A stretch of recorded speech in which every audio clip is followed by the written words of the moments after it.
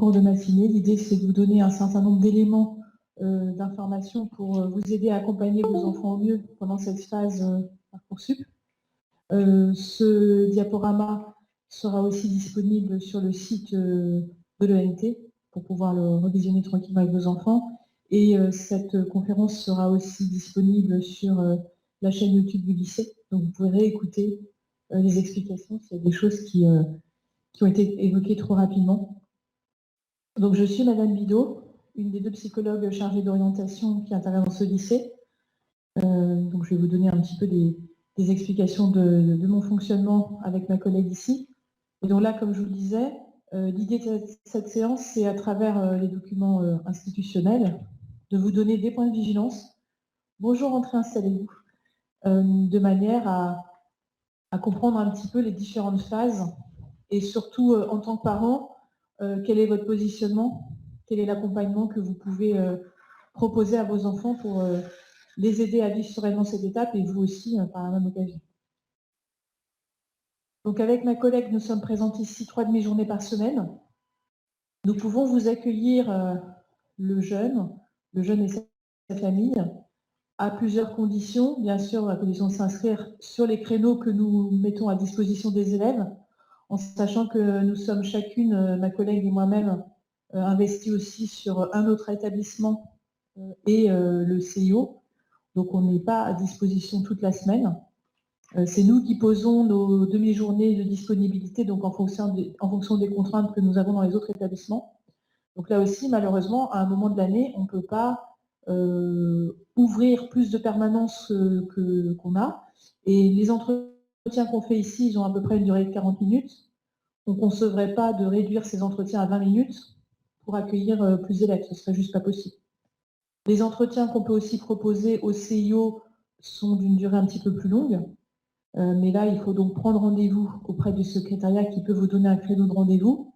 Donc moi, personnellement, je suis au CIO le mercredi après-midi et le vendredi après-midi. Là aussi, dans un après-midi, je peux recevoir que 3 jeunes. Et bien sûr, ces rendez-vous seront d'autant plus intéressants pour le jeune et pour moi si c'est préparé en amont. Un jeune qui vient me voir et qui sait juste me dire « je ne sais pas quoi faire et je n'ai pas cherché à savoir ce que je peux faire », on n'avance pas. Donc il faut arriver aussi avec quand même un certain nombre d'éléments qui montrent que le jeune a passé du temps à faire des recherches, qu'il a fait un certain nombre de démarches personnelles pour que ce soit plus constructif, puisque l'information, elle ne manque pas. Par contre, se les approprier, ça c'est une autre histoire. Je vous informe aussi que pendant les vacances de février, le service sera ouvert pendant les 2 semaines. Donc le CIO d'Evry peut aussi vous accueillir le matin sur rendez-vous, l'après-midi sans rendez-vous, puisque je pense que pendant le temps des vacances de février, normalement c'est aussi un temps qui permet aux élèves vraiment de construire, de se projeter. Donc n'hésitez pas là aussi à leur recommander de passer du temps, parce que quand on revient après dans le rythme du lycée, c'est quelquefois un petit peu plus compliqué d'y trouver du temps. Donc bonjour Madame Thiam, proviseure adjointe qui passe nous accorder un petit moment et qui sera aussi une interlocutrice peut-être à certains moments de la procédure. Vous aurez peut-être aussi obligation de prendre contact avec elle pour certains réglages dans le dossier Parcoursup. Donc là aussi, il est toujours prudent d'effectuer ces démarches en amont et de ne pas attendre la dernière minute au risque d'être en situation compliquée. Donc avec ma collègue, nous sommes présentes en général ici le mardi après-midi, mercredi matin et ma collègue le vendredi matin. Alors je me permets aussi de rajouter un petit détail. Quelquefois j'arrive ici avec un cahier de rendez-vous rempli, et puis au fur et à mesure de la matinée, les élèves ne viennent pas. Alors quelquefois je prends le temps d'appeler la vie scolaire pour essayer de les retrouver. Alors quelquefois les élèves ont des bonnes raisons de ne pas venir, il y a un contrôle par exemple, donc ils ne peuvent pas venir. Quand c'est un oubli, je vous avoue que je suis pas très contente parce que maintenant il y a des moyens technologiques qui permettent de ne pas oublier un rendez-vous. Moi, ça me bloque un créneau et je ne peux pas toujours recevoir un autre jeune qui aurait une urgence à traiter. Vous voyez. Donc essayez là aussi quand on prend un rendez-vous, on l'honore ou on se désinscrit si on a connaissance d'une autre contrainte, il sera toujours pris par quelqu'un d'autre, il n'y a pas de souci. Mais au moins, moi, je ne suis pas dans l'attente à me demander ce qui se passe. Autre information aussi, si vous, en tant que parent, vous avez prévu de venir sur le temps du rendez-vous au lycée, il n'y a aucun souci. Veillez juste à le mentionner, parce que nous, quelquefois, on est obligé aussi de participer à des réunions et d'annuler des permanences, malheureusement, un petit peu tardivement. Si on sait que le jeune vient tout seul, on se dit que le jeune, on arrivera bien à le voir à un autre moment facilement au lycée. Quand vous vous mobilisez, par exemple, vous prenez votre journée de RTT ou autre, c'est dommage qu'on n'arrive pas à vous recevoir. Mais si vous ne nous dites pas que vous avez prévu de venir, on ne peut pas le deviner non plus. Donc, ayez juste le souci de nous le dire. Comme ça, on sait que si on doit absolument annuler, on puisse au moins vous avertir dans les formes. Donc, là aussi, en tant que parent, votre rôle il va être important, d'une part pour essayer de comprendre cette procédure, et d'autre part pour soutenir vos enfants.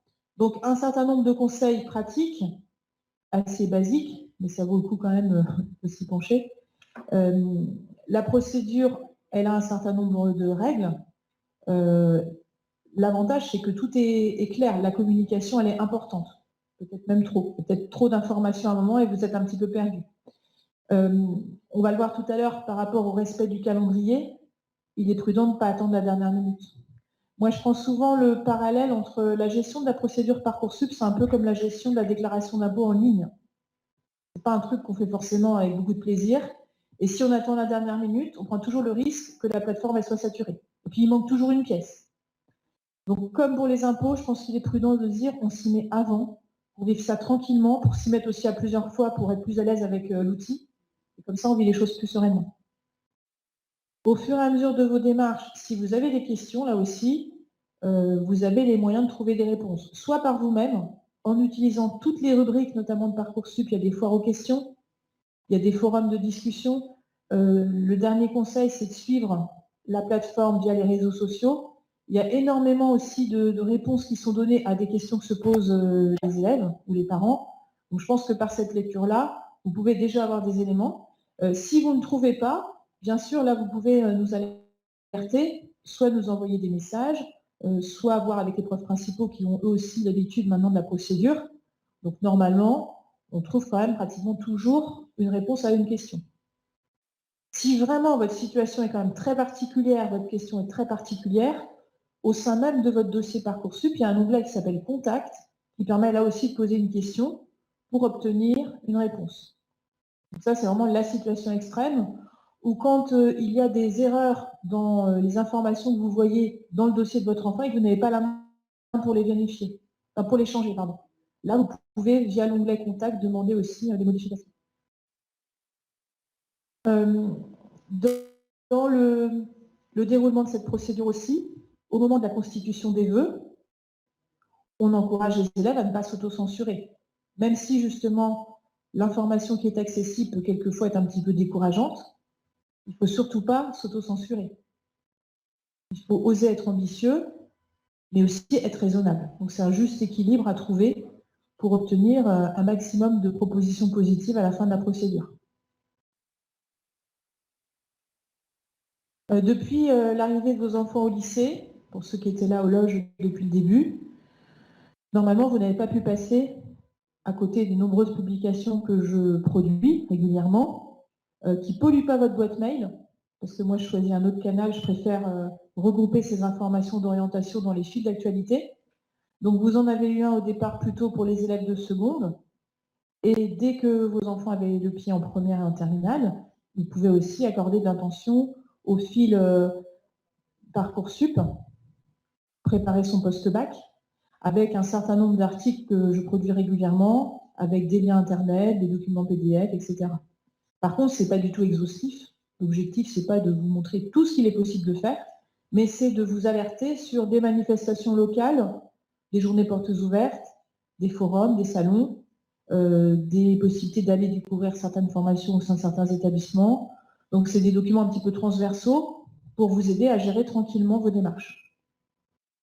Donc, ces actualités, je ne les publie que, entre guillemets, à mes lycéens. Par contre, au niveau du CIO, on a aussi une organisation d'information sur un Padlet. Donc, quand vous mettez les mots-clés Padlet CIO d'Evry, vous voyez toutes les ressources qu'on peut mettre aussi à disposition des élèves des familles, organisées par catégorie. Donc là, vous avez le QR code qui vous permet de tomber directement sur cette page. Alors ensuite, je vous déconseille de regarder juste sur votre téléphone. Utilisez au moins l'ordinateur lycée, parce qu'il y a tellement de propositions que sur un téléphone, vous ne voyez rien du tout. Donc, passer au format supérieur, ce sera beaucoup plus confortable. Et dans les documents qu'on vous rend disponibles, on tient par exemple à jour toute la colonne Parcoursup 2024, avec tous les outils, les différents diaporamas, les fiches conseils, toutes les ressources que le ministère produit.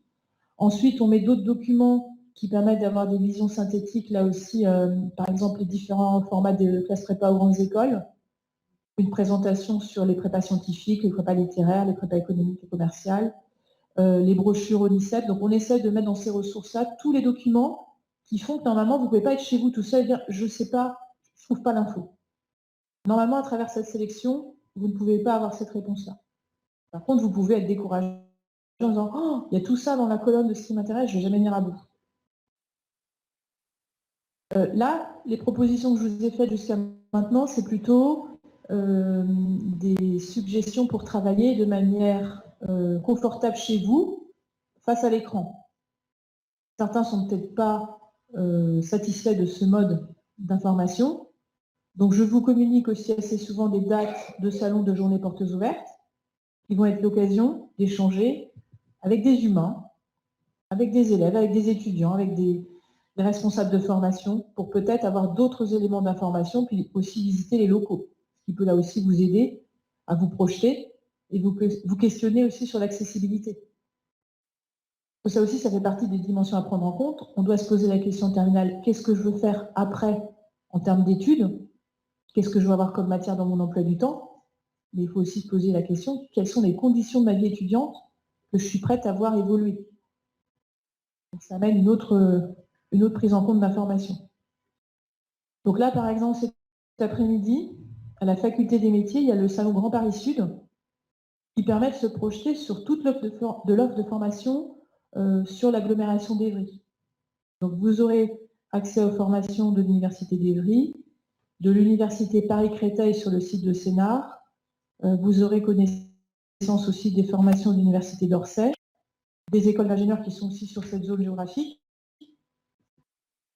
et certains BTS, certains BUT. Donc ça vous donne déjà une idée de tout ce qui est envisageable géographiquement assez facilement, sans forcément trop bouleverser votre quotidien. Donc ça peut être un premier point d'information. Après, bien sûr, si vous êtes prêt à pousser les limites géographiques, il n'y a aucun souci. Donc là, j'ai mis aussi, par exemple, les visuels des prochaines journées portes ouvertes, puisque là, on entre dans une période où il y aura énormément d'occasions d'avoir de l'information. Le problème, c'est que tout est très concentré sur peu de dates. Et quand je regardais les dates des journées portes ouvertes des universités, que je vous ai mises en ligne il y a quelques temps, le 3 février, le samedi 3 février, est une date partagée par beaucoup d'établissements cette année. Donc, un autre petit conseil, si vous avez des enfants plus jeunes actuellement en première et en seconde, c'est bien aussi de commencer déjà à les embarquer avec vous s'il y a des visites prévues là, pour celui qui est en terminale, pour que déjà ils commencent aussi à se construire des connaissances sur l'offre de formation supérieure.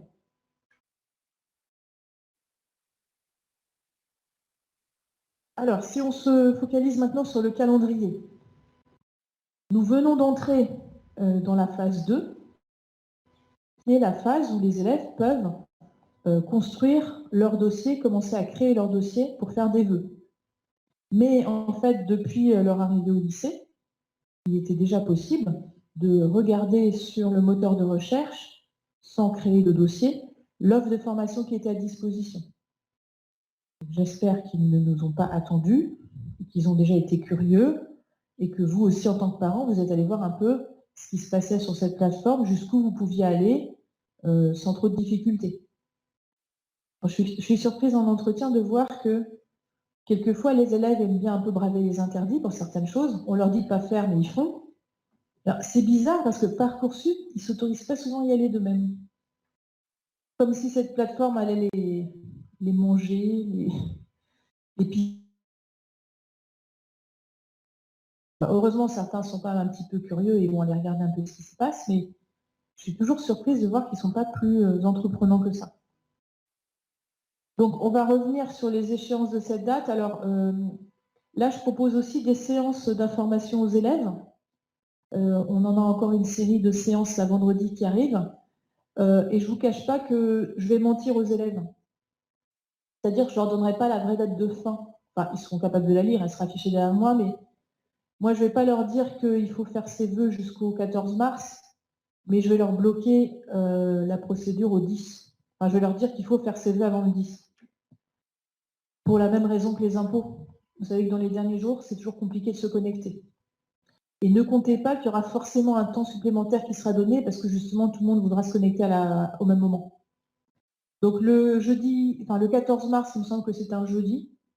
Donc je pense que c'est bien que vous bloquiez aussi déjà dans votre agenda un temps de concertation où vous regarderez de très près les vœux que votre enfant a fait jusqu'au samedi 9 ou dimanche 10 pour être bien sûr que tout est bien construit.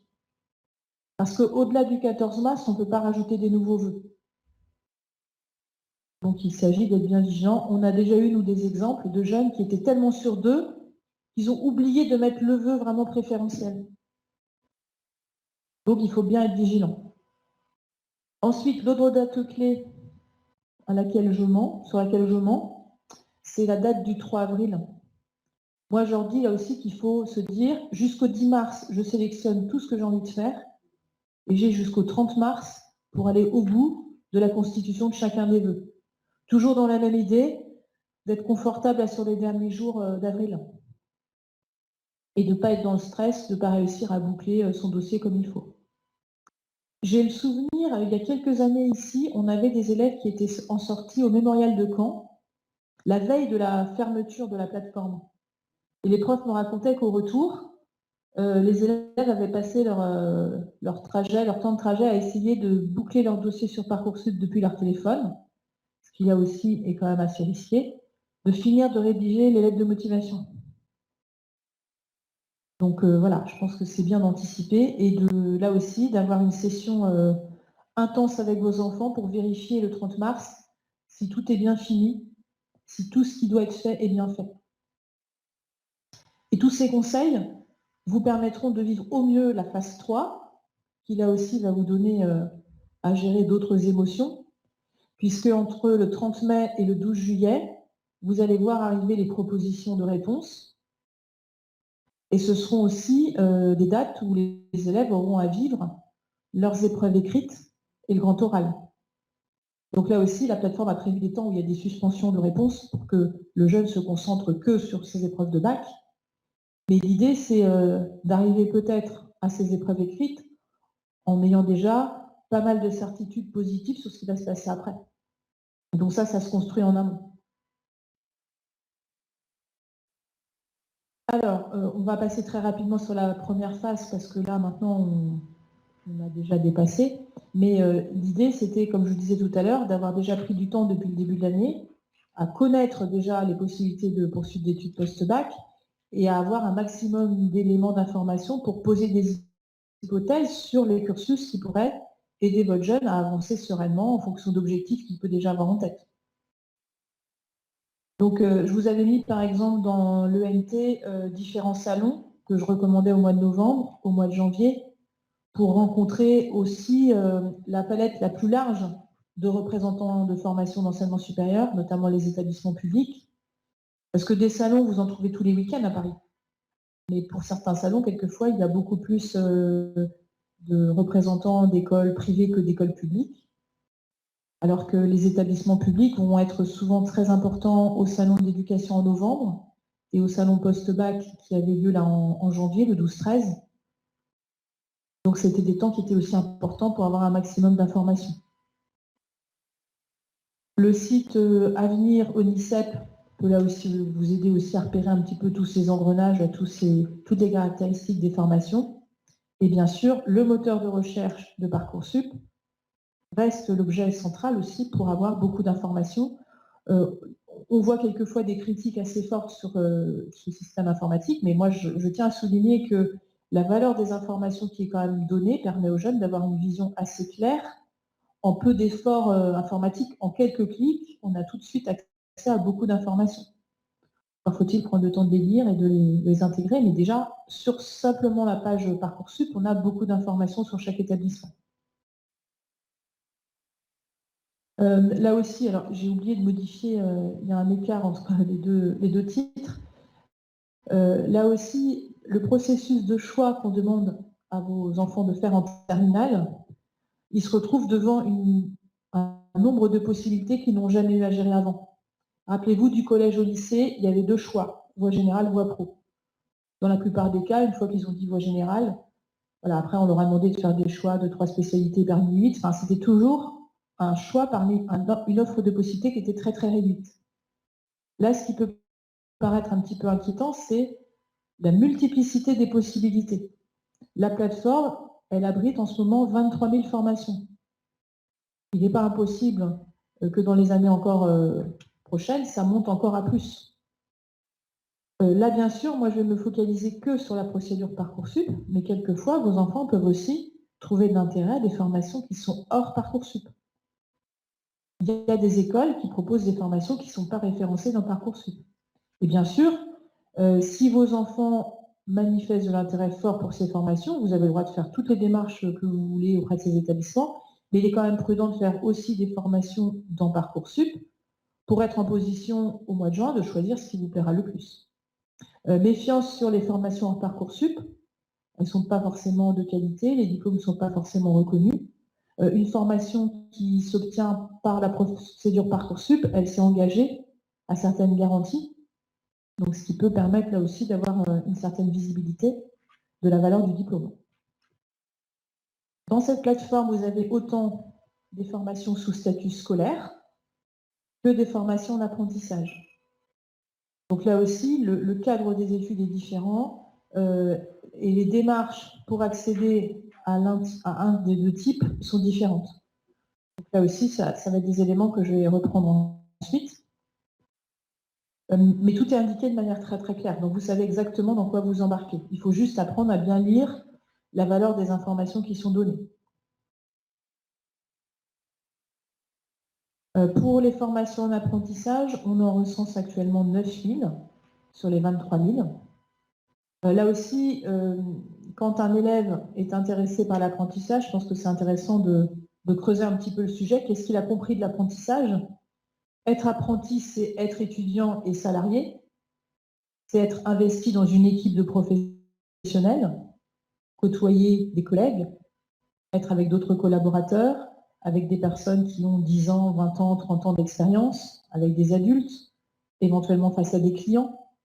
Donc ça entraîne un autre état d'esprit qu'être lycéen et étudiant.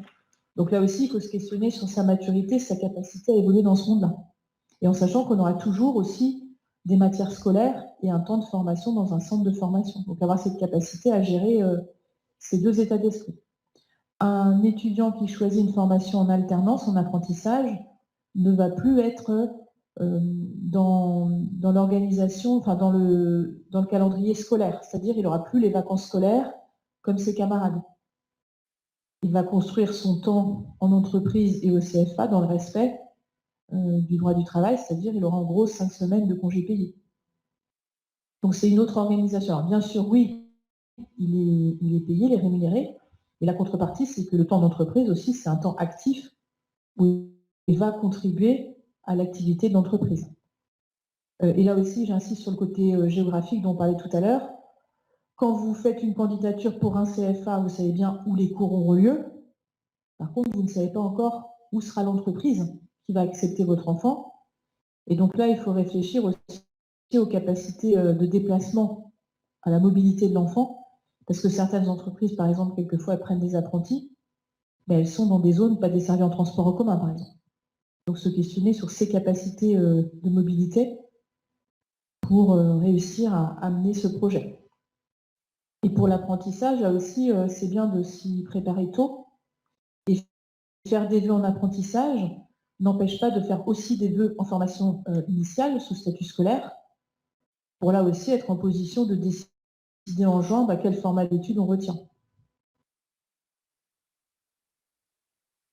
Alors, si on revient sur ce moteur de recherche, on va voir à travers les captures d'écran que j'ai pu faire qu'il y a quand même pas mal d'informations qui vont vous aider là aussi à prendre en compte tous ces critères,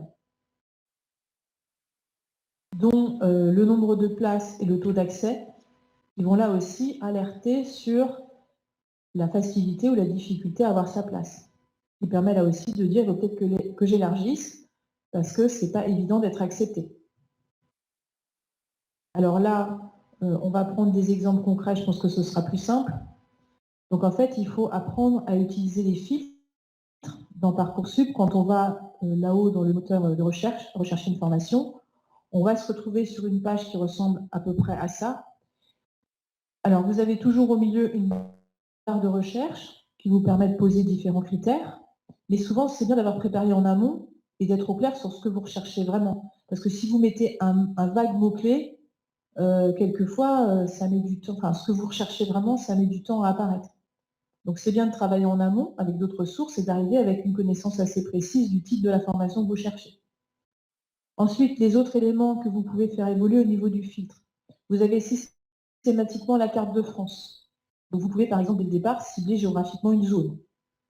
Ensuite, vous avez ici à gauche un certain nombre de filtres. Est-ce que vous recherchez une formation uniquement dans les établissements publics, privés? Est-ce que vous cherchez de la formation en initiale, en apprentissage? Alors, j'ai fait une capture d'écran où j'ai collé un petit peu tous les filtres qui existaient. Vous n'êtes pas obligé de tout cocher, mais ça vous permet de faire des sessions de recherche où vous allez vous focaliser sur un certain nombre de critères pour avoir des propositions. Donc là, par exemple, dans les paramètres du milieu, si vous cherchez, par exemple, une formation dans le domaine des écoles vétérinaires, par exemple, là, vous avez le nombre total, je pense, d'établissements en France. Et puis si après vous zoomez géographiquement, vous réduisez, la liste, elle va évoluer. L'idée, c'est d'apprendre un petit peu à gérer tous ces paramètres. Un autre critère d'information aussi qui est important, c'est dans ce menu trier par. Moi, j'effectue toujours la recherche en demandant à la plateforme de me présenter les formations par rapport au taux d'accès. Je veux avoir connaissance de l'établissement qui m'assure le plus de chances d'être accepté.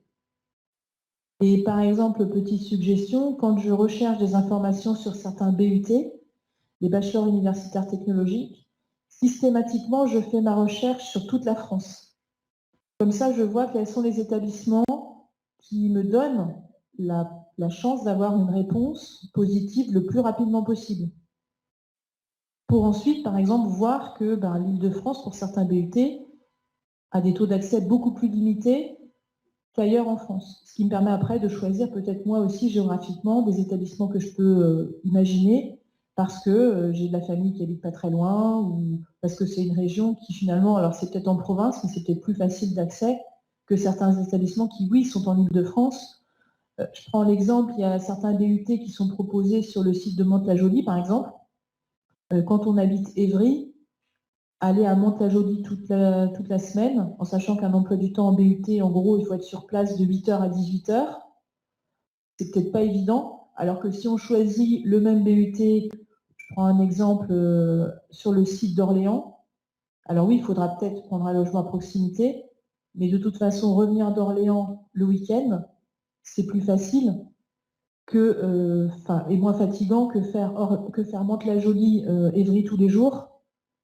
Et puis se loger autour de Mantes-la-Jolie, je pense qu'au niveau budget, c'est peut-être pas le même prix qu'autour d'Orléans. Donc là, c'est aussi une réflexion à avoir sur les conditions de vie étudiantes.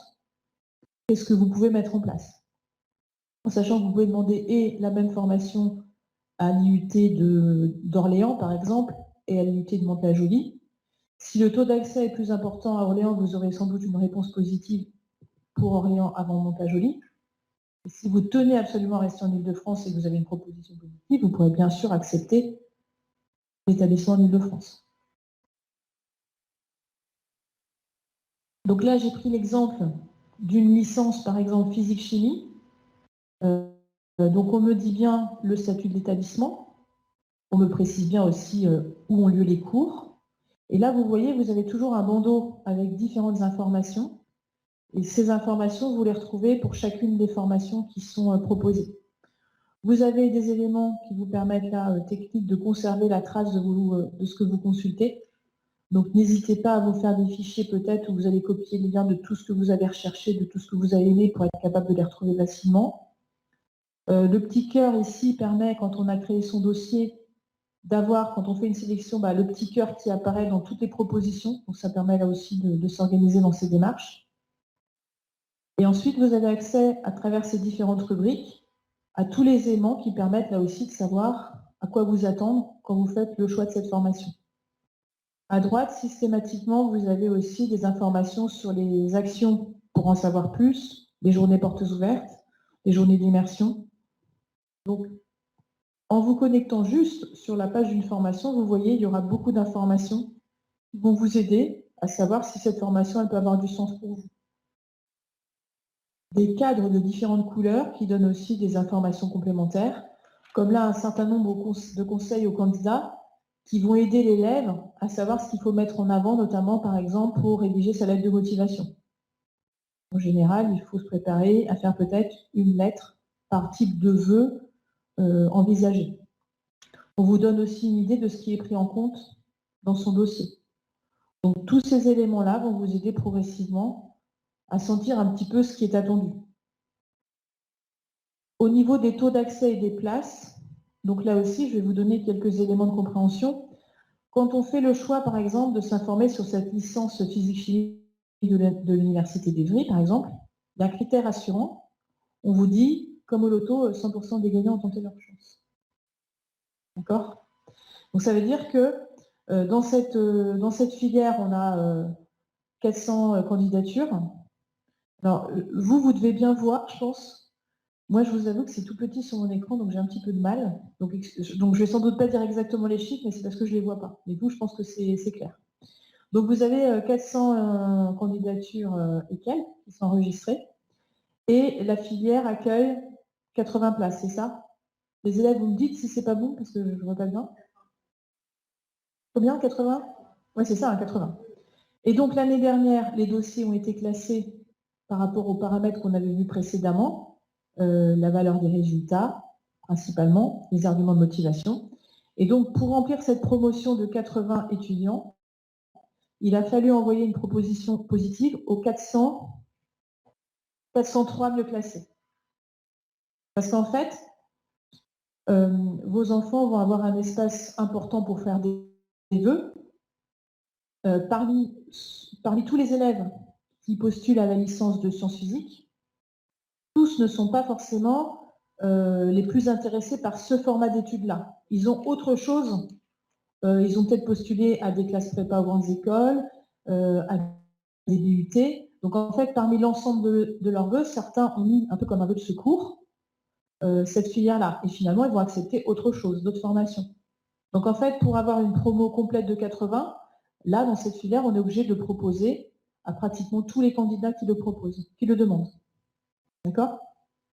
Donc, ce qu'il faut retenir, c'est que, à l'inverse, si votre enfant fait le choix de filières qui affichent des taux d'accès extrêmement réduits, 5%, 15%, 20%, il est quand même prudent de rechercher avec lui des formations qui affichent des taux d'accès beaucoup plus importants, de manière à ce qu'en juin, il y ait quand même un certain nombre de réponses positives, en attendant de voir peut-être des propositions en attente qui deviennent positives, mais qui vont peut-être mettre plus ou moins de temps à apparaître. D'accord? Donc c'est moi ce que j'appelle des vœux de raison. Et en sachant aussi, on parlait tout à l'heure des conditions géographiques à des études, c'est quand même bien aussi d'envisager peut-être une formation à proximité qui permet de ne pas bouleverser le quotidien du jeune et qui lui garantit quand même de continuer à avancer pour peut-être prendre du temps par rapport à la maturité. Je prends l'exemple aussi d'un jeune qui voudra absolument partir en apprentissage, mais par exemple qui n'aura pas encore son permis de conduire parce que tout n'est pas encore prêt ou il est trop jeune. Démarrer une première année d'études supérieures à proximité, ça peut être un cadre qui lui permet de travailler tous ces aspects-là. Et après, il pourra refaire des vœux l'année suivante sur Parcoursup. Chacune des fiches va aussi donner des éléments sur les débouchés. Donc là aussi, faire un choix en se posant pas simplement la question « qu'est-ce que je veux faire l'année prochaine, point », mais qu'est-ce que ce parcours va me donner comme possibilité. Au niveau du master, par exemple, là, vous avez une perspective du parcours proposé. Donc là, on est toujours sur la licence physique-chimie, des différents axes de spécialité que l'université propose aussi. Mais quand on est en licence, on peut aussi s'autoriser à demander des masters proposés dans d'autres universités. Ça fera partie du travail aussi de recherche, de parcours de formation au sein de la licence. Peut-être dès la 2e année, il faut commencer à se dire, et au fait, qu'est-ce que je fais après? Il y a quelquefois différentes possibilités de faire des L3 différentes qui seront importantes pour le choix du master ensuite. Donc l'idée, c'est de se dire que le choix, quand on commence ses études supérieures, c'est quelque chose qu'il faut apprendre à gérer parce que ça va être une succession d'étapes où, à nouveau, vous allez postuler dans différentes formations. Donc, on n'est jamais... c'est vraiment une mécanique qu'il faut comprendre et être capable de se poser des questions, de faire des recherches d'informations, de prioriser ce qu'on veut faire ensuite. C'est vraiment un travail qui est important. Là, j'ai pris un autre exemple. J'ai posé une hypothèse différente. Je recherche uniquement en Essonne un BTS que j'ai cherché par ailleurs et je sais que je veux faire le BTS Commerce International. Et donc là aussi, je peux filtrer de manière pointue. Je ne veux voir que des BTS qu'en lycée public et que sur une petite zone géographique que j'ai délimitée en ciblant géographiquement ma carte et puis en mettant dans le moteur de recherche le mot-clé commerce international dans la zone géographique en Essonne. Ce qui fait que très vite, j'ai déjà une offre avec peu de vœux. Alors quand j'ai aussi peu de vœux, bien sûr, je vais me dire, je ne vais pas me contenter de mettre que ça, parce que là, c'est quand même très très risqué. Surtout que là, les taux d'accès, ils sont beaucoup plus faibles. Voilà. Donc tout à l'heure, on était à 100%. Là, j'ai pris volontairement des filières qui affichent des taux d'accès beaucoup plus faibles. Donc si je sais que c'est vraiment cette formation-là qui me plaît, j'ai intérêt géographiquement à décaler un petit peu la zone géographique. L'autre solution, c'est peut-être de changer les paramètres. Est-ce que dans certains établissements privés de l'Essonne, j'ai ce type de formation? Et de sortir la calculette et de savoir ce qui est plus facile, de payer un établissement privé en restant près de chez soi, ou de rester dans le public mais d'être contraint d'aller vivre beaucoup plus loin. Est-ce qu'il y a un internat? Vous voyez, donc ça va entraîner d'autres questions. Ou alors de supporter un temps de transport beaucoup plus long. Donc on est sur d'autres éléments là à prendre en compte. Et donc la description par exemple des informations de ce BTS comme précédemment, vous avez exactement les mêmes paramètres. Ça, il n'y a pas de surprise. Petite information aussi complémentaire, donc on vous donne toujours le statut de l'établissement. Public, il me semble que, donc public c'est en bleu, et il me semble que les établissements privés, c'est dans un petit logo rose. Quand on vous dit formation sélective, ça veut dire que l'attention va être portée vraiment sur la qualité du dossier, les arguments de motivation. Quelquefois, vous pouvez avoir une mention en plus qui est ajoutée où on vous parle d'épreuve de sélection. Là, ce n'est pas le cas pour ce BTS. Donc, quand c'est écrit épreuve de sélection, ça veut dire que vous pouvez être convoqué à des sessions d'épreuves écrites, orales. Ça peut vouloir dire aussi que pour participer à ces épreuves de sélection, on vous demande de payer des frais de dossier de 50 €, de 80 €, de 120 €.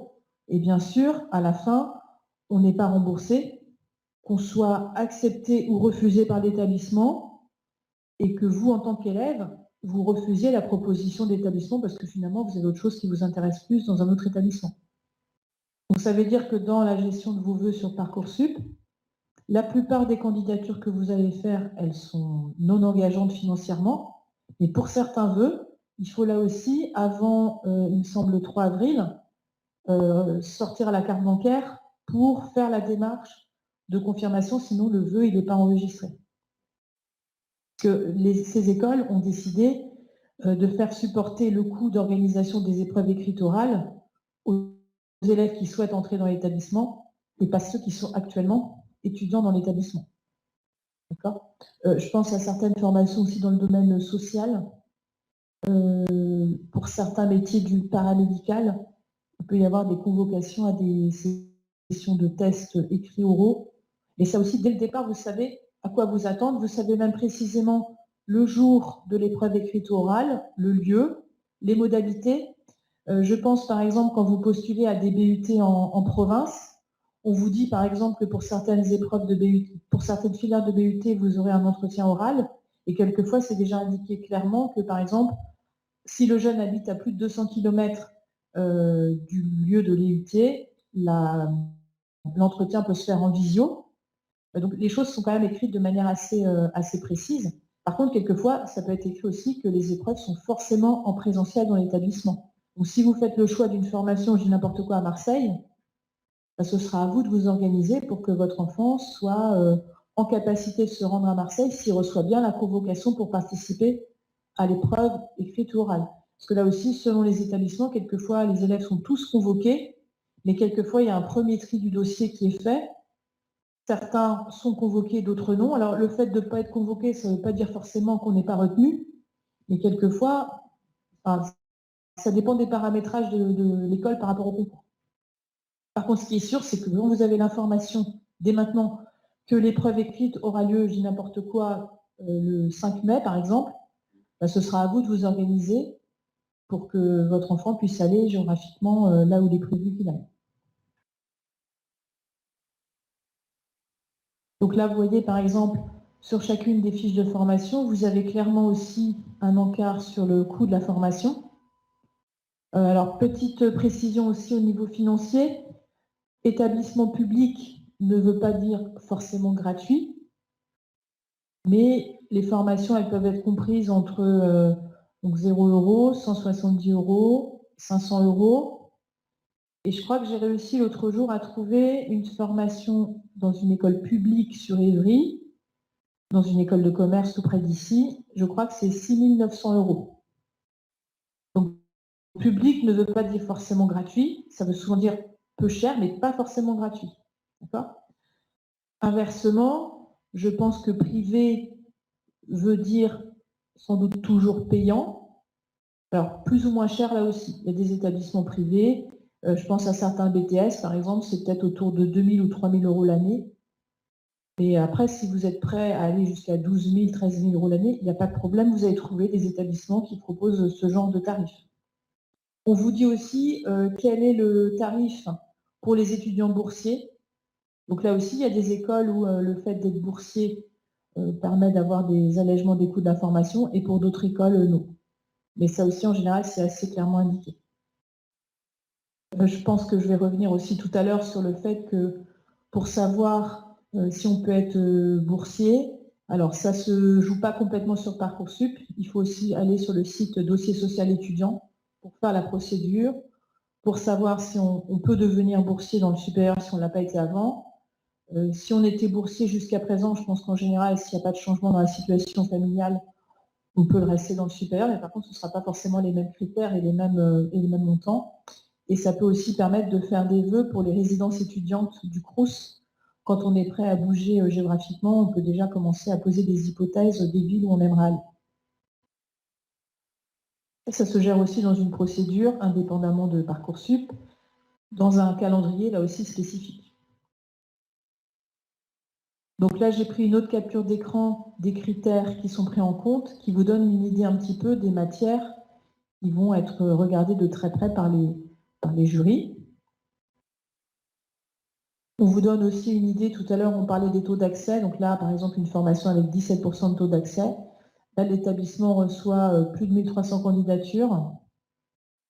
Et donc, j'ai dû mettre, voilà, là j'ai mis en plus grand, donc je le vois, pour 35 places, l'établissement a rendu des réponses positives aux 149 mieux classés parmi les 1300 candidatures.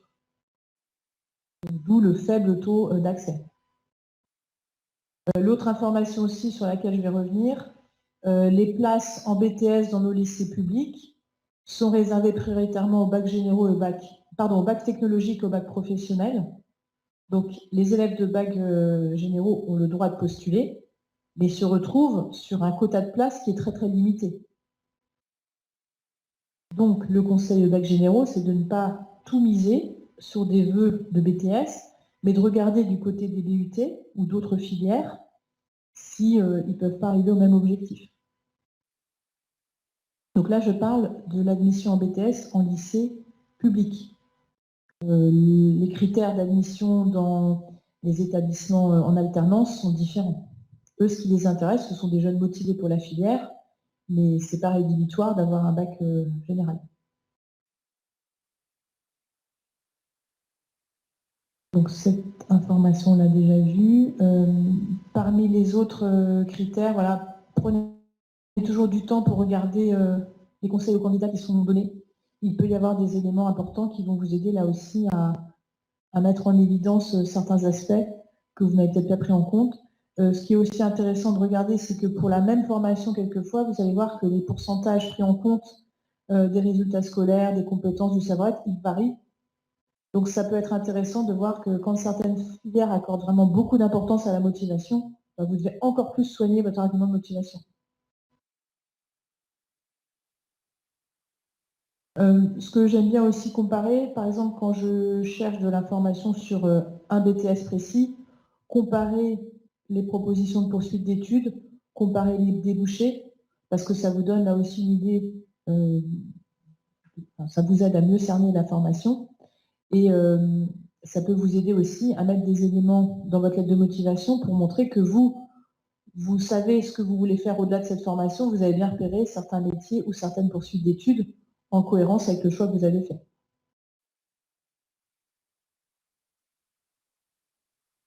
Alors, donc là, je vous l'ai déjà dit, je vous ai déjà donné ces éléments sur le fait de savoir s'il y avait des épreuves écrites ou orales. Donc ça, en général, c'est très très bien indiqué. Dans la plupart des formations, par contre, universitaires, on ne vous sollicite jamais pour des épreuves écrites ou orales. Tout se fait par rapport aux éléments qui remontent de votre dossier scolaire et les arguments de motivation que vous mettez. Il n'y a pas plus de démarches en général que ça.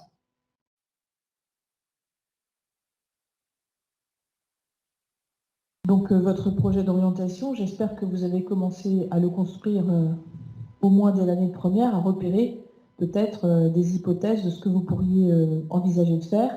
Ce n'est pas non plus gênant en ce moment d'avoir encore des idées qui nécessitent de passer par des parcours complètement différents. Et votre dossier n'est pas de moins bonne qualité parce que vous n'êtes pas uniquement intéressé par le même domaine. À ce moment de l'année, c'est pas choquant de se dire, je suis intéressé par des études de droit, mais il y a aussi des études en physique, par exemple, et puis les études de langue, ça pourrait aussi m'intéresser. Et c'est pas parce que ça part un petit peu dans tous les sens que ça dévalorise vos candidatures. Puisque les établissements, quand ils vont recevoir votre candidature pour une formation en particulier, ils ne sauront pas ce que vous demandez d'autre.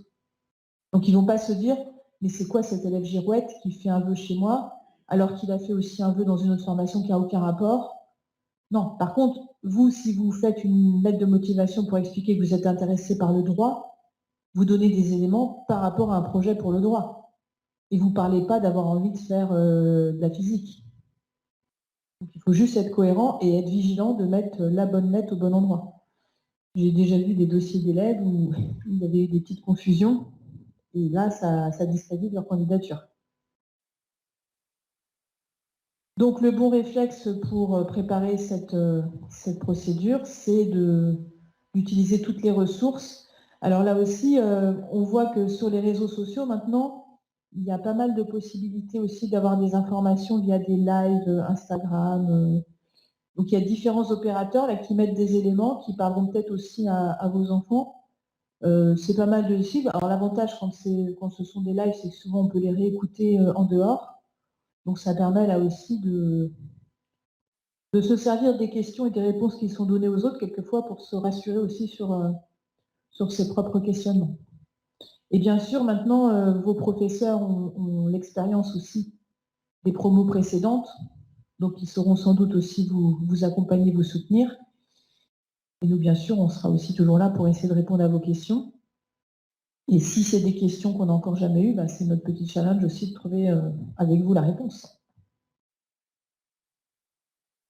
Alors aussi, pour certains lycéens qui arrivent ici avec des accompagnements proposés dans le cadre de la MDPH, des reconnaissances de situation de handicap, on peut continuer cet accompagnement et cette prise en compte dans l'enseignement supérieur. Donc là aussi, j'inviterai les élèves qui sont dans cette situation à se rapprocher de nous pour savoir là aussi comment construire sa candidature, quels éléments sont pertinents pour les établissements qui pourraient vous accueillir, pour être bien sûr que les conditions vont être les plus favorables. Et puis après, c'est aussi aux jeunes de se rapprocher de l'établissement, d'aller peut-être visiter pour savoir, par exemple, quand on est sur une problématique d'accessibilité, par exemple, bah, c'est peut-être bien d'aller vérifier si l'établissement est accessible, si on est en fauteuil roulant par exemple, s'il y a un ascenseur ou autre, parce que si jamais on vise un établissement, par exemple, dans des villes, dans des centres-villes un peu historiques, anciens, il n'y a peut-être pas d'accessibilité facile. Et puis si tous les cours de BTS ont lieu au deuxième étage de l'établissement et qu'il n'y a pas d'ascenseur, ça peut vite être compliqué. Donc là, il y a une anticipation aussi à avoir. De même, quand vous visez des formations universitaires, rapprochez-vous des référents handicap pour savoir là aussi quel accompagnement peut être mis à disposition, quels aménagements peuvent être envisagés pour que l'arrivée de l'étudiant se fasse dans les meilleures conditions et que sa réussite soit assurée ou qu'on augmente les conditions pour qu'il soit en bonne situation de réussite. Donc là, c'est à vous de vous rapprocher, déjà de faire le nécessaire via Parcoursup et ensuite par rapport aux établissements. Tout au long de la procédure même de Parcoursup, il y a différents onglets qui vous donnent des ressources, des foires aux questions, et qui vous apportent aussi un éclairage sur certaines filières en particulier. Par exemple, le champ des études de santé. Donc en allant juste sur Parcoursup, il y a déjà beaucoup d'informations qui sont accessibles. Donc là, j'encourage les élèves et les familles à regarder un petit peu toutes ces explications. Donc, si vous avez entendu parler de PASS, de LAS, des parcours pour aller vers l'analytique, la médecine, la pharmacie, etc., n'hésitez pas à regarder ces ressources. Il y a quand même pas mal d'éléments juste sur la page d'accueil de Parcoursup. Après, spécifiquement ici au lycée, la semaine prochaine, on organise une réunion d'information pour les lycéens qui sont intéressés par ces filières pour les aider un petit peu à décrypter toutes les informations sur PASS, LAS, MMOPK et compagnie. Donc, il y a une inscription à faire à la vie scolaire. La séance aura lieu vendredi à 11h15. Alors, est-ce qu'il y a des questions jusqu'à présent ou je continue là sur le côté plus technique du dossier? C'est bon. Donc, depuis le 17 janvier, vos enfants ont eu la possibilité de créer un dossier. Alors, selon les classes, peut-être que ça a déjà été possible sur une heure de vie de classe. Peut-être que dans certaines classes, ce n'est pas quelque chose qui se fait dans le temps du lycée. Il faut savoir que la construction d'un dossier Parcoursup, il ne faut pas imaginer que ça se fera forcément uniquement sur le temps lycée. C'est un temps, le jeune doit consacrer du temps en dehors du lycée à gérer sa candidature. Donc il y a des choses qui peuvent se faire dans le cadre du lycée, mais un dossier ne sera pas construit de A à Z, ni au lycée, ni même au CIO. Là, dans la semaine, je recevais un jeune qui pensait qu'on allait prendre le temps avec lui de saisir pas à pas chaque page. C'est juste pas possible. Donc, et puis, de toute façon, alors, soyez rassurés aussi, gérer son dossier sur Parcoursup, ça ne nécessite pas un bac+12 en informatique. C'est très simple. Par contre, ça se prépare aussi en amont pour pas être complètement... quand vous avez l'espace qui apparaît de la lettre de motivation, ça peut se faire en amont. On n'est pas obligé d'être connecté tout de suite sur Parcoursup pour le faire. Et on a le temps. On n'est pas obligé, parce qu'on sélectionne une formation, on n'a pas un temps limité et au bout de 3 minutes, la page se fermerait. Non, c'est pas comme ça. On a vraiment le temps. On peut se reconnecter. Donc, il faut pas se mettre la pression. Par contre, donc, au niveau des dates, on est d'accord. 10 mars, 30 mars, ça va vraiment être les étapes importantes pour bien gérer la phase de sélection des vœux. La création du dossier. Alors là aussi, on insiste parce que quelquefois, il y a des élèves qui sont persuadés que c'est leur prof qui va créer leur dossier et ils leur donneront les numéros après. Non, la procédure, elle est construite de manière à ce que chaque élève porte la responsabilité de la création et de la gestion de son dossier, qu'il soit mineur ou majeur. Quand ils créent leur dossier à partir de leur numéro d'INE, qu'ils trouvent en général sur leur bulletin ou dans Pronote, on leur demande ensuite une adresse mail personnelle. Au moment de la création du dossier, ils doivent ajouter leur numéro de téléphone portable et ils peuvent vous associer, vous, en tant que parent, en vous mettant aussi comme adresse mail de contact et comme numéro de téléphone. Après, c'est à vous de vous arranger avec votre enfant pour savoir s'il vous laisse accès à son dossier en vous donnant son mot de passe ou pas. Là, c'est à vous de négocier. Moi, j'alerte quand même les élèves qui seraient tentés de ne pas communiquer ce code à leurs parents On a eu des expériences pas très sympathiques dans les années précédentes. Par exemple, je me souviens d'un jeune, je crois qu'il a eu un accident de trottinette, et au moment de la phase de réponse, il ne pouvait pas se connecter. Les parents voyaient les messages arriver disant qu'il y avait des propositions positives, mais comme ils n'avaient pas le code, ils ne pouvaient pas répondre. Donc il va falloir trouver un terrain de concertation avec vos enfants pour décider de comment vous gérez ces informations. Moi, je recommande aux jeunes de le donner quand même à une ou deux personnes de confiance. Pas de le mettre, bien sûr, de partager à toute la classe ou à tous les copains ou je ne sais pas quoi, parce que voilà, il faut sécuriser aussi l'accès pour être bien sûr que les choix qu'il obtiendra à la fin, il les validera en connaissance de cause. Mais quand même, voilà, donner des accès à des personnes de confiance pour prendre les bonnes décisions à la fin de la procédure.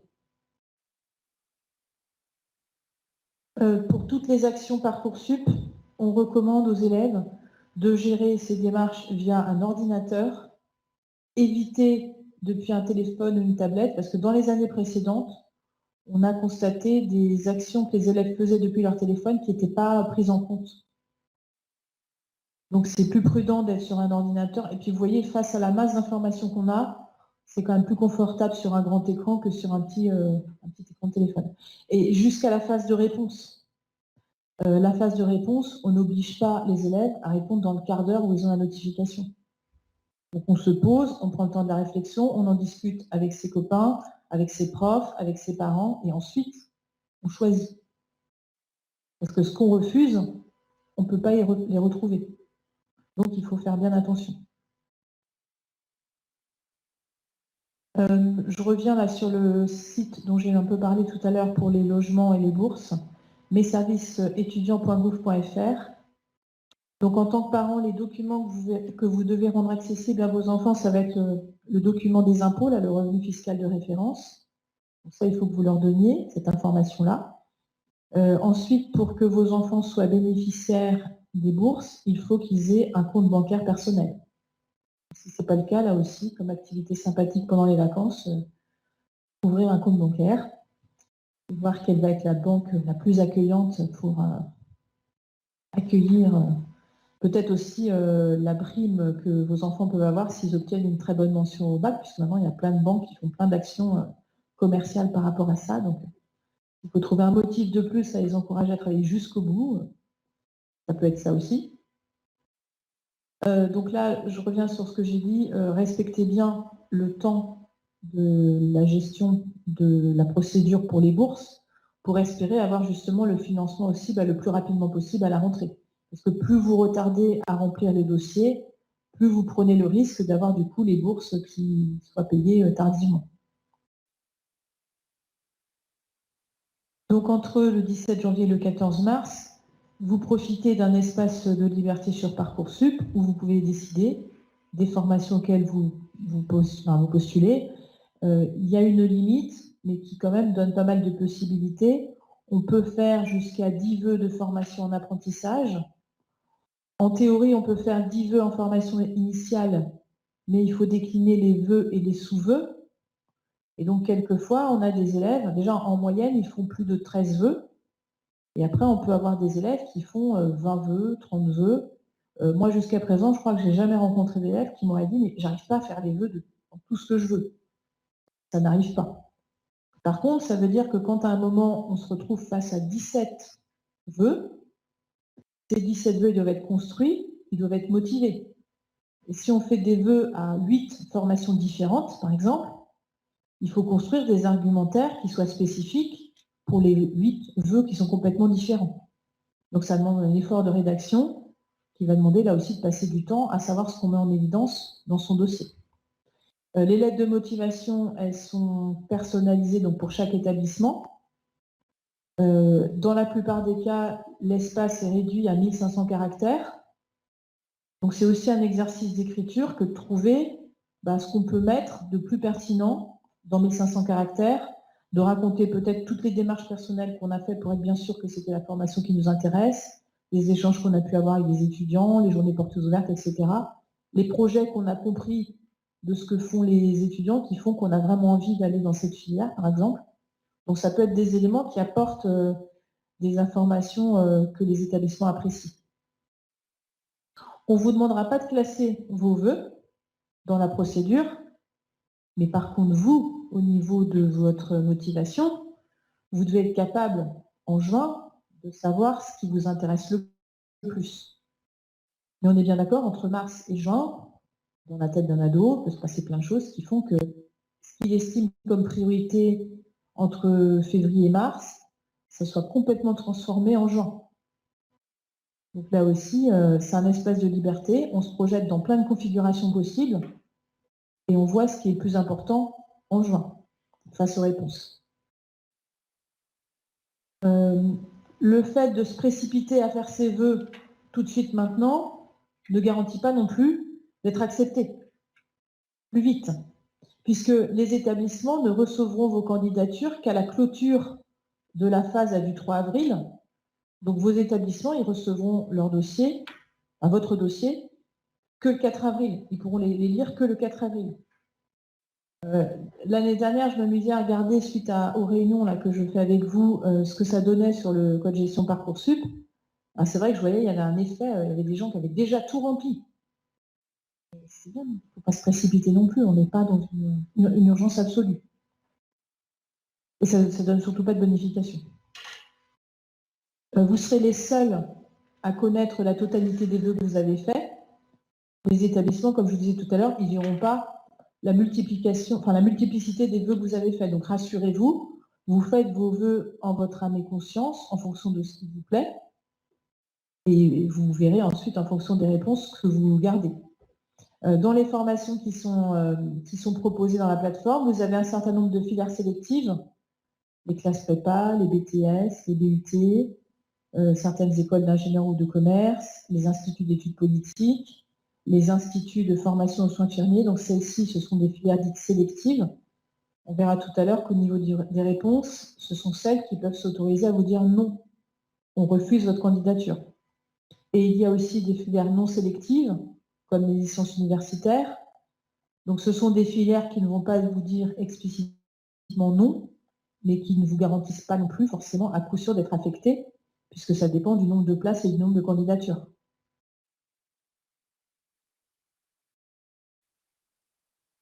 Alors, le conseil donc synthétique, c'est vraiment de diversifier ces candidatures sur tous les formats d'études qui peuvent vous intéresser, de ne pas faire des vœux que en filière sélective, et quand vous faites des vœux en filière non sélective, si vous choisissez des filières avec des taux d'accès fragiles, 30%, 35%, là il faut peut-être essayer d'en trouver d'autres avec des taux d'accès un petit peu plus rassurants, au risque de se retrouver sans affectation. Alors, au niveau, là aussi, du vocabulaire de Parcoursup, petit focus sur les vœux multiples. Tout à l'heure, je vous disais 10 vœux jusqu'à 20 sous-vœux. Et en fait, ce n'est pas vous qui décidez de générer des sous-vœux, c'est automatiquement. La règle à retenir, peut-être ce qui est plus simple, c'est que quand on parle déjà de vœux de licence, il n'y a pas de sous-vœux. Donc, une licence de droit, par exemple, à l'Université d'Evry, c'est un vœu. Et une licence de droit à l'Université Panthéon-Paris-Assas, c'est un autre vœu. Par contre, les filières sélectives, comme les BTS, les BUT ou autres, là, on peut faire le vœu d'une filière dans 2, 3, 4, 5 établissements, et ça va être comptabilisé comme un vœu, 5 sous-vœux. Et vous voyez clairement un petit compteur qui apparaît dans votre dossier qui vous permet de savoir où vous en êtes. Et donc, la limite, c'est se dire, quand j'arrive par exemple à 8 vœux, 16 sous-vœux, là, il faut que je fasse attention parce qu'il ne me reste plus beaucoup de choses. Donc, est-ce que dans tout ce que j'ai mis, je suis bien sûre d'avoir repéré tout ce qui m'importe, ou est-ce qu'il faut que j'annule, que je revoie un petit peu les choses? D'accord? Donc là, on vous donne encore un peu plus de précision sur les établissements là, qui proposent des sous-vœux. Donc ça paraît peut-être un petit peu compliqué comme ça, mais je pense que quand vous serez sur la gestion même du dossier de votre fils, ce sera beaucoup plus simple. Enfin, de votre fils ou votre fille, ce sera beaucoup plus simple. Et l'idée, c'est de se dire, pour augmenter mes chances, par exemple, pour une filière de BUT qui m'intéresse, géographiquement, j'ouvre, je diversifie. Et je peux aller jusqu'à 20 sous-vœux dans la totalité des filières que je peux demander.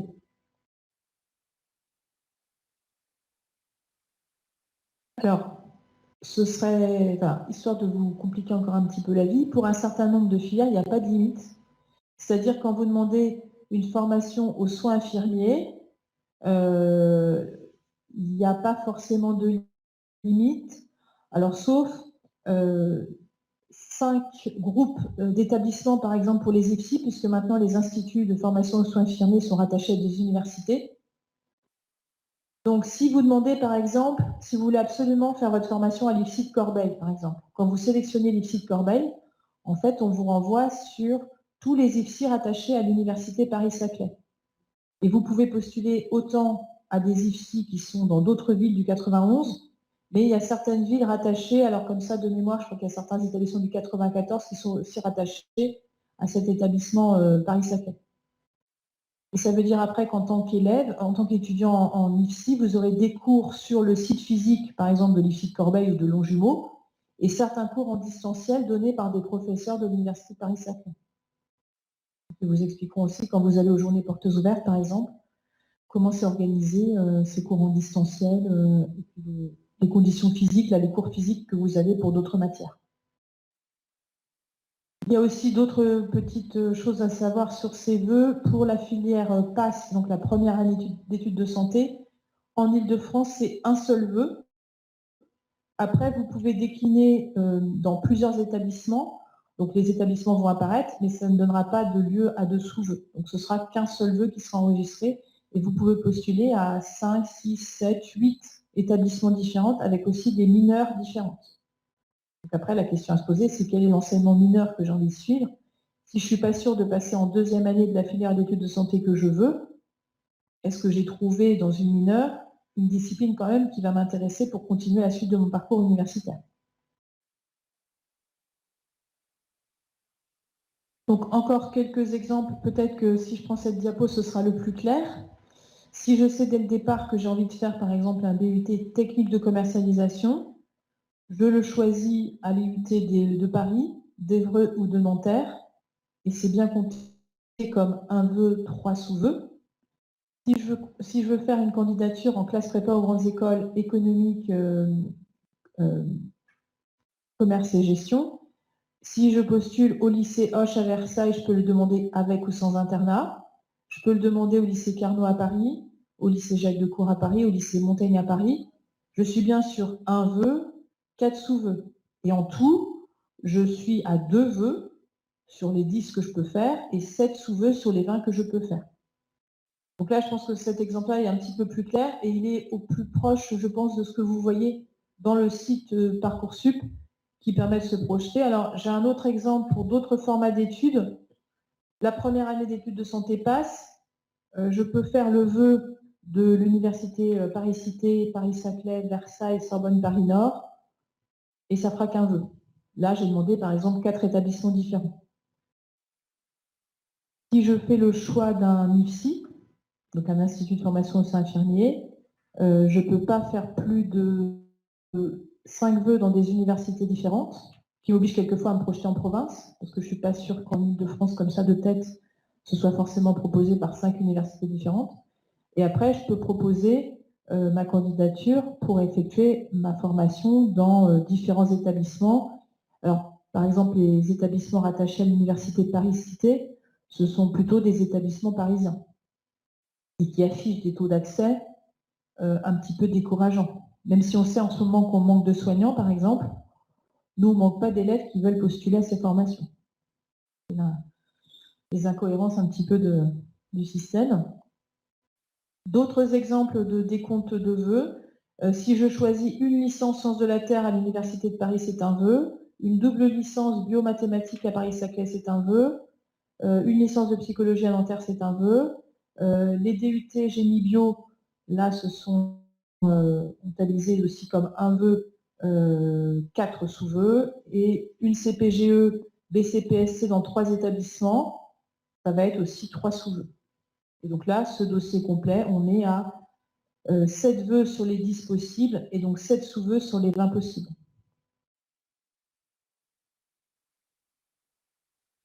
Donc les conseils qui prennent sens, on n'attend pas la dernière minute, parce que plus on cherche aussi, plus on trouve des formations auxquelles on n'a peut-être pas pensé. Donc après, on va se questionner si ça peut être judicieux ou pas. On a le droit de diversifier et il ne faut pas s'enlever cette possibilité-là, de diversifier, de varier, dans le même domaine ou dans des domaines complètement différents. Par contre, il est prudent de ne faire des vœux que à des formations quand même qui ont de l'intérêt, qui ont du sens. Mettre des formations comme ça pour voir mais on ne veut pas y aller, ou se sentir contraint par les profs de forcément mettre quelque chose, c'est pas forcément une bonne idée, mais bon, pourquoi pas. On peut gérer, enfin, on n'est pas obligé, on n'a pas intérêt à se censurer, il faut oser pour voir la proposition qui va être faite par l'établissement. Et bien sûr, penser aussi à la formation en alternance, si ça peut être aussi une possibilité. L'alternance dit veut aussi, mais ils n'ont pas forcément la même contrainte par rapport aux dates.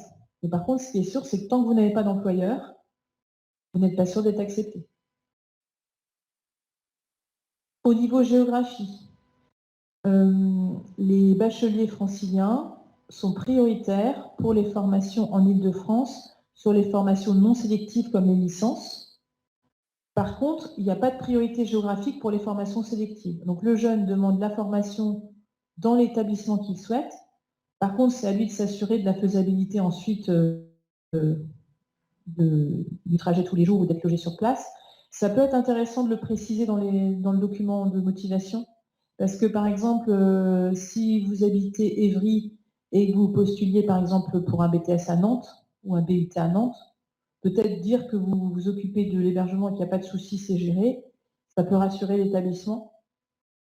Parce que j'ai déjà discuté avec des profs de Douaneau à Corbeil qui me disaient que quelquefois ils voient des élèves qui postulent à certains BTS et ils sont embêtés de dire oui parce qu'ils ont peur que le jeune ne réussisse pas à être ponctuel tous les jours à cause des transports. Des jeunes qui habitent dans certaines villes, on sait que ça peut être compliqué.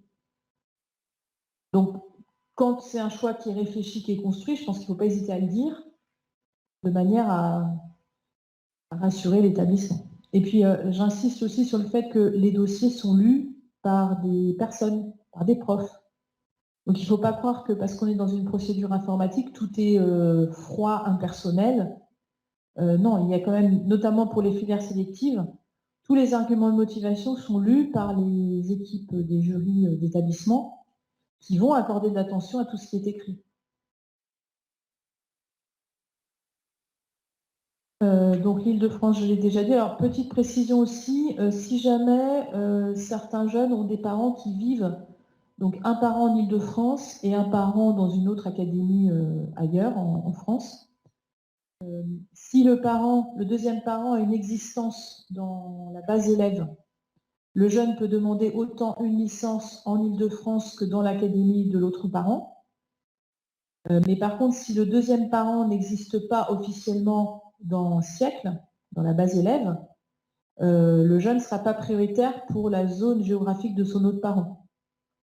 Donc si jamais c'est le cas de certains d'entre vous, rapprochez-vous de Madame Thiam qu'on a aperçue tout à l'heure pour qu'elle enregistre l'autre parent dans la base de siècle pour que le jeune, quand il se connecte sur Parcoursup, en fonction de l'adresse de son parent 1 ou de son parent 2, il peut autant demander par exemple une licence de droit à Évry, une licence de droit à Montpellier, par exemple, si le deuxième parent réside dans l'académie de Montpellier. Par contre, je reste sur cet exemple-là, si votre enfant pense qu'il sera beaucoup plus motivé, qu'il réussira mieux ses études de droit à Montpellier, grâce au climat méditerranéen, par exemple, s'il n'a pas d'excuse d'avoir un parent qui habite là-bas, il peut faire ses vœux, mais sa candidature sera sur un nombre de places limité aux bacheliers non originaires de l'académie en question. Et inversement, ici, les places réservées aux lycéens des académies franciliennes sont prioritaires aux bacheliers provinciaux qui voudraient venir faire une première année de licence à Paris. D'accord ? Alors, la date limite, ça je pense que j'en ai déjà parlé. En complément à la lettre de motivation qui est personnalisée, on va vous demander dans Parcoursup de compléter de manière la plus soigneuse possible les rubriques activités centres d'intérêt, qui vont là aussi donner des éléments qui peuvent être extrêmement riches pour mieux connaître votre enfant, parce que réduire votre enfant à ce qu'il montre de lui au lycée à travers les matières scolaires, c'est quand même très réducteur. Certains d'entre eux ont des vies très riches. Ce sont des artistes, des sportifs, des personnes investies, engagées. Et toutes les compétences qu'ils développent dans ces activités-là, ça peut être extrêmement intéressant pour la suite du parcours. Donc il faut remplir dans un seul endroit, j'ai envie de dire, les activités extrascolaires, et tous ces éléments peuvent être pris en compte ensuite par les différents établissements. Il y a aussi une rubrique qu'il faut remplir à la fin, quand on a mis tous les éléments de sa candidature, c'est la rubrique préférences et autres projets, qui permet éventuellement à la commission d'accès aux études supérieures de débloquer certaines situations quand des élèves se retrouvent sans proposition d'admission. Chaque vœu doit être confirmé donc avant la date du 3 avril, de manière à ce que l'établissement reçoive la totalité des pièces du dossier. Au niveau des documents encore qu'il faut avoir en tête aussi, quand on fait les vœux de certaines licences, on doit donner des attestations de passage de différentes informations. Alors, je vais aller sur cette information-là. On vous demande de passer une attestation, un questionnaire sur les filières de droit et de sciences, et pour entrer dans les IFSI. Donc, il faut aller au bout, là aussi, d'un petit parcours proposé sur le site de l'ONICEP, récupérer le document PDF et le joindre dans votre dossier Parcoursup pour que le vœu soit valide. Donc là aussi, ça prend un petit peu de temps, donc le temps des vacances de février. Si on a décidé de faire dans ces vœux des licences de sciences, on va au bout de cette procédure, comme ça le vœu il est faisable, il est enregistré. Donc ça, voilà. Les résultats ne sont pas communiqués aux établissements, mais ces éléments-là sont importants pour la suite. Je reviens sur la lettre de motivation. 1500 caractères, c'est peu pour faire entrer en général tous les arguments qu'on a envie de faire connaître à l'établissement. Donc là, j'ai mis dans le Padlet du COD Évry que je vous ai présenté tout à l'heure, des trames qui donnent des conseils de rédaction, qui donnent des synonymes avec des mots courts pour être capable là aussi de parler de soi du mieux possible et de ne pas être bridé par le nombre de caractères. Et de même, il y a aussi une rubrique qui donne des idées de ce qu'on peut mettre dans la rubrique activité centre d'intérêt. Donc ça permet quelquefois de se rappeler qu'on n'aurait jamais eu l'idée de parler peut-être de son stage de troisième ou d'une activité qu'on fait depuis tout le temps et on ne pense même pas que c'est important alors que ça peut l'être. Donc n'hésitez pas à lire ces rubriques-là, ça peut vous aider. Donc la préférence, autre projet, ça j'en ai déjà parlé. On l'a dit tout à l'heure, on peut aussi faire des choix hors Parcoursup et puis attendre la phase des réponses pour savoir ce qui va être le plus cohérent pour le choix du jeune. Vous n'aurez rien à faire, les bulletins vont automatiquement remonter. Donc ça, c'est le lycée qui gère cette partie-là. Et il me semble que tant que cette remontée des bulletins n'est pas faite, vous ne pouvez pas confirmer les vœux. Donc même si là, vous seriez tenté de faire vos lettres de motivation là tout de suite maintenant, vous ne pourrez pas valider aujourd'hui parce que là, pour l'instant, les bulletins de deuxième trimestre ne sont pas remontés. C'est le lycée qui va faire cette activité-là. Ils ont une date butoir. Donc, ils vont attendre quand même aussi un certain temps, le temps d'avoir toutes ces informations pour faire remonter les résultats. L'établissement va aussi remplir une fiche à venir. C'est la somme, c'est la synthèse des résultats de votre enfant sur ces différentes matières, comparées aux élèves de la classe, avec aussi des évaluations d'autres compétences sur son investissement, sur sa capacité à réussir. Donc il y a un certain nombre de rubriques qui sont évaluées, comme les méthodes de travail, l'autonomie, la capacité à s'investir, l'engagement et responsabilité. Et donc les équipes d'enseignants pendant le deuxième conseil de classe vont prédire un petit peu la capacité qu'ils ont perçue de l'élève par rapport au choix qu'ils formulent dans Parcoursup. Et ces informations-là, vous les aurez dans Parcoursup à votre connaissance au mois de mai, au moment de l'ouverture des vœux, vous verrez les éléments que vous avez obtenus. Donc, si on regarde à quoi va ressembler votre dossier, les pièces que vous avez à fournir de votre point de vue en tant qu'élève, dans la plupart du cas, c'est une lettre de motivation, si elle est demandée par l'établissement. Là, cette année, il y a des établissements qui pourraient ne pas en demander, mais ce n'est pas vous c'est risqué si l'établissement vous en demande une de ne pas en mettre, ou de mettre n'importe quoi, ou la recette du phare breton. L'année dernière, on voyait des jeunes qui étaient contents de lui dire qu'ils avaient été acceptés, même s'ils avaient mis n'importe quoi dans la démotivation. Moi, je conseille aux élèves de faire quand même un écrit le plus qualitatif possible, parce qu'il y a des établissements qui regardent clairement ces lettres. D'autres, peut-être, ils n'y accordent pas trop d'attention, mais certains établissements, ils les regardent de très très près. Donc, on évite aussi les fautes d'orthographe, on fait relire, on fait attention à la façon dont on formule les choses.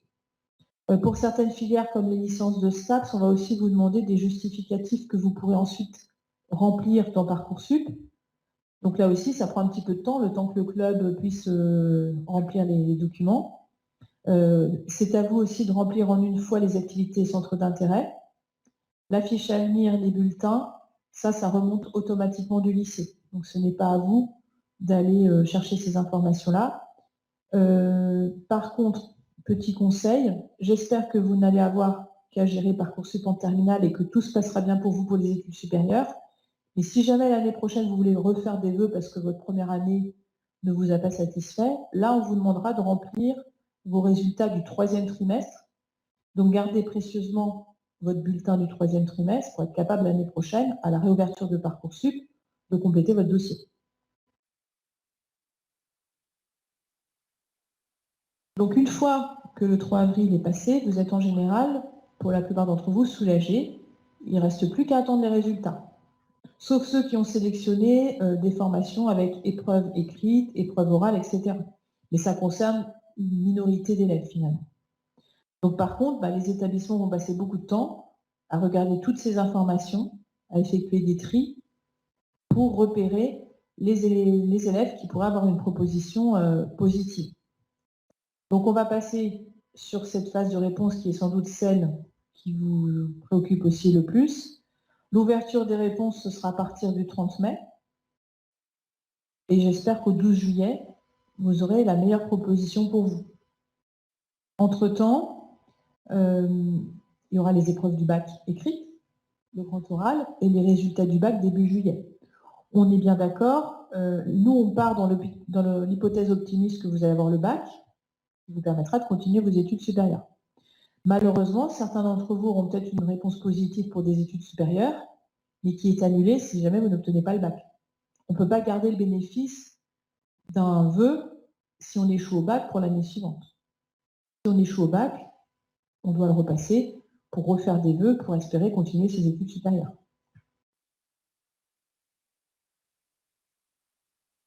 Alors, quelle proposition de réponse pouvez-vous avoir? On va commencer par la plus désagréable que peuvent vous donner une réponse, un établissement, une filière sélective. Et là, malheureusement, vous n'avez aucune action à faire.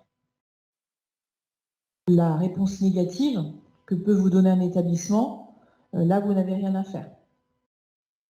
Par contre, je vous souhaite bien sûr le maximum de réponses positives, donc avoir des oui pour des filières sélectives ou non sélectives. Quand vous avez plusieurs oui, la règle, c'est de retenir ce qui vous plaît le plus dans le respect d'une date de réponse. À l'ouverture, je crois qu'entre le 30 mai, vous aurez au 30 mai donc des réponses et vous aurez, je crois, 4 jours pour rendre vos réponses définitivement. Donc, ce à quoi vous renoncez, c'est fini, vous ne pouvez pas y revenir. Donc, il faut bien conserver le vœu qui vous intéresse le plus. Ensuite, les réponses assez désagréables à avoir, c'est les en attente. Alors, c'est à moitié une bonne nouvelle. Quand vous êtes en attente, ça veut dire que potentiellement, vous aurez sans doute un oui. Mais on ne peut pas vous dire quand. Vous avez une indication par rapport à votre rang de classement. Donc, ce qu'on voyait tout à l'heure dans les chiffres que je vous montrais, si vous êtes plutôt haut dans le classement, vous avez une chance que ça arrive rapidement à vous. Si dès le départ, vous êtes un peu dans les profondeurs du classement, c'est peut-être pas évident que la proposition positive, elle arrive jusqu'à vous. Et puis là, le facteur surtout en général qui est assez difficile à gérer pour les ados, qui ne sont pas forcément d'une patience absolue, c'est l'attente. Parce qu'on ne sait pas au bout de combien de temps ça va se décanter, tout en ayant à gérer son quotidien de lycéen, continuer à travailler jusqu'au bout pour ses spécialités, pour son grand oral, etc. Et c'est vrai qu'on vit peut-être mieux les épreuves écrites et le grand oral quand on sait que derrière, on a sa place exactement là où on veut.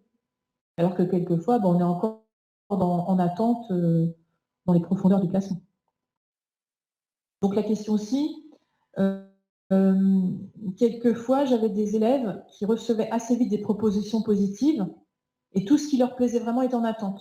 Donc certains ont pris le risque de refuser toutes les positives en pensant que ça, à un moment, ça allait bien se décanter et qu'ils allaient forcément avoir en attente qui devenait un oui. Alors quelquefois, ça a marché, mais quelquefois, non. Donc il est prudent à chaque fois de se dire, voilà, parmi ce que j'ai comme réponse positive, quelles concessions je peux faire, qu'est-ce qui peut quand même me plaire, même si ce que je veux le plus est encore en attente. L'autre stratégie aussi peut-être à avoir, c'est que quand j'ai une proposition positive qui me plaît quand même beaucoup, il faut peut-être se dire, est-ce que parmi tout ce que j'ai en attente, il y a des choses vraiment qui ne m'intéressent plus? Je libère la place pour que les camarades en profitent, mais par contre, je garde tout ce qui me tient plus à cœur que ce que j'ai déjà accepté. Et si à un moment ce vœu en attente devient un oui, à nouveau, je vais le confronter avec le oui que j'ai gardé avant et je retiens que ce qui me plaît le plus. Petite précision, vous pouvez aussi avoir des établissements qui vous font la proposition d'un oui-si. Le oui-si, ça veut dire qu'on a repéré certaines faiblesses, fragilités dans votre dossier et qu'on va vous proposer un accompagnement spécifique que vous devrez suivre en plus de la formation comme elle est prévue. Mais cette proposition, elle n'est faite normalement que dans l'objectif de vous faire réussir, pas de vous contraindre.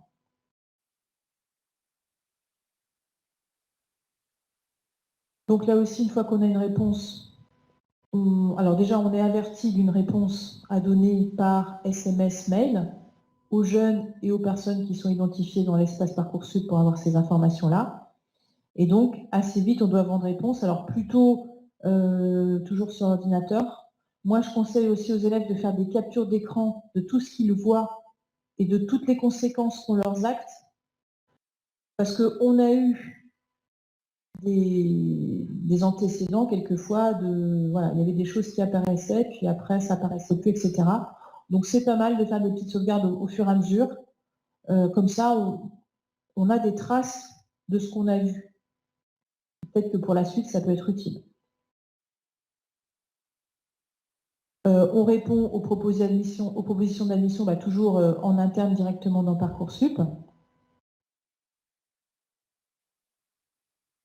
Il me semble aussi que fin juin, début juillet, on peut vous demander de classer par ordre de préférence les vœux que vous avez encore en attente. Ça, je crois que ça arrive aussi, vous avez des notifications qui arrivent. Alors comme ça, de tête, je crois que c'est fin juin, début juillet, on vous demande de dire si par exemple vous avez encore 5 vœux en attente, est-ce que vous les gardez toutes et dans quel ordre vous les conservez. Mais c'est le seul moment où vous parle d'ordre de vœux, parce qu'avant, vous n'avez pas d'ordre qui est imposé. À partir de mi-juin, vous pouvez aussi faire des vœux en procédure complémentaire. Si malheureusement, vous n'avez eu à gérer que des réponses négatives ou des vœux en attente vraiment très très éloignés, parce que par exemple au début, la capacité à géographiquement vous éloigner, ce n'était pas envisageable. Et qu'en juin, vous vous rendez compte qu'en fait, là maintenant, vous êtes prêt. Donc ça vous laisse une possibilité aussi de refaire des vœux s'il reste de la place dans les formations qui vous intéressent et dans les lieux qui vous intéressent. Donc là aussi, l'idée, c'est vous ne serez pas seul à gérer ces démarches-là. Les enseignants et nous, dans les CIO, on est encore là, nous on est là jusqu'au mois de juillet, donc on peut aussi vous aider à comprendre les démarches que vous pouvez faire. Et bien sûr, pour ceux qui rapidement obtiennent une réponse positive, une fois que vous avez les résultats du bac, vous devez confirmer votre inscription en suivant le protocole qui est proposé par chaque établissement pour vous sentir complètement soulagé et prêt à profiter de vos vacances. Mais faites bien ces démarches parce que si vous ne respectez pas ce timing, vous perdez aussi le bénéfice de votre formation.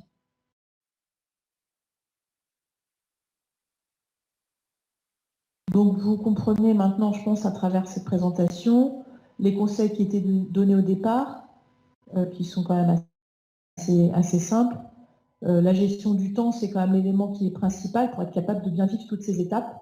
Et en ayant connaissance aussi d'étapes d'après, ça vous permet là aussi de mesurer un petit peu l'importance du temps qu'il faut y accorder. Je pense que le temps des vacances de février va vraiment être un temps à privilégier pour poser des hypothèses un petit peu dans tous les sens et avancer le plus possible dans les certitudes que vous pouvez déjà avoir.